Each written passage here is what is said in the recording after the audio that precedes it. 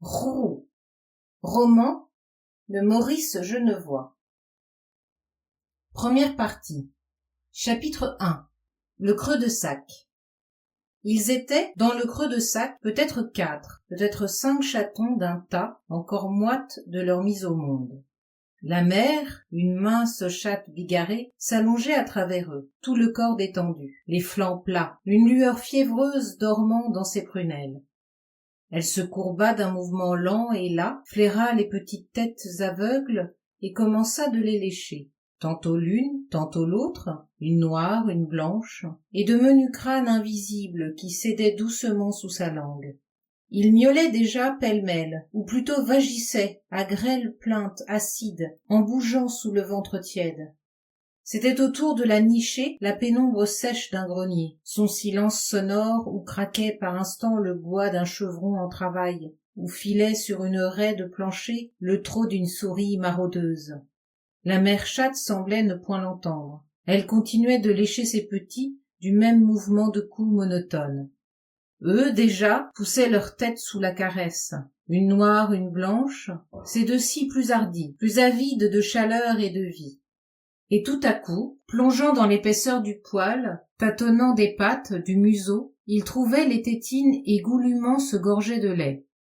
Il n'y avait que cette tiédeur, ce poids flexible et doux qui continuait de se courber sur eux, et, dans leur amas vagissant, cet tâtonnement sans cesse répété vers les mamelles nourricières.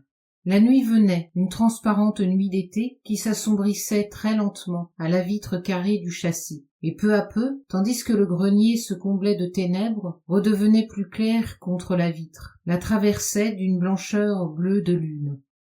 Parfois la chatte, levant la tête, attachait ses prunelles à cette blancheur tranquille, la humait longuement de ses narines froncées, se tendait toute vers de lointains appels.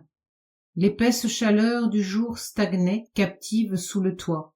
La chatte retombait dans la moiteur du nid, mais ses yeux grands ouverts luisaient encore au cœur de l'ombre. Et le jour revenait avec le frais de l'aube, la flèche d'encens d'un premier rayon, et le torpide éclat sous les ardoises surchauffées d'un soleil de plein été. Il arrivait de loin en loin qu'un pas lourd fit trembler les lames du plancher. Une grande ombre passait le long des sacs alignés, soulevait l'un d'eux et s'éloignait, grandit encore de son fardeau. Et d'autres fois, vers le milieu du jour, cette ombre s'arrêtait tout près de la portée blottie, puis une autre, et encore une autre, aussi haute, aussi opaque, dressée contre la lumière. Et ces ombres se penchaient jusqu'à toucher le creux de sac, et d'étranges bêtes agiles et douces s'insinuaient parmi les chatons, caressaient la nuque de la mère qui ronronnait sous leur frôlement.